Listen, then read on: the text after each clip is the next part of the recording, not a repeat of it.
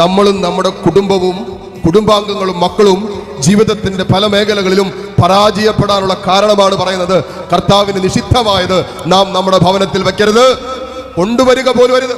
സുഭാഷിതങ്ങൾ 11:1 വചനം പറയുന്നു, കള്ളത്രാസ് കർത്താവ് വെറുക്കുന്നു, ന്യായമായ തൂക്കം അവിടത്തെ സന്തോഷിപ്പിക്കുന്നു എന്ന് പറഞ്ഞാൽ, ഒറ്റ വാക്കി പറഞ്ഞാൽ, നമുക്ക് അർഹതപ്പെടാത്തതൊന്നും നമ്മുടെ ഭവനങ്ങളിൽ നമ്മൾ മേടിച്ചു വെക്കരുത്.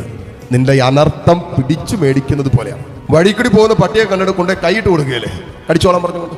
ആ അവസ്ഥ.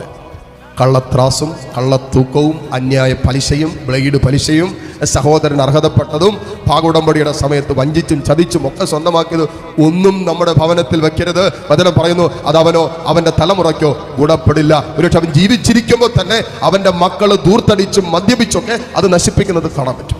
അന്യായമായി സമ്പാദിച്ചതൊന്നും നമുക്ക് ഗുണപ്പെടില്ല.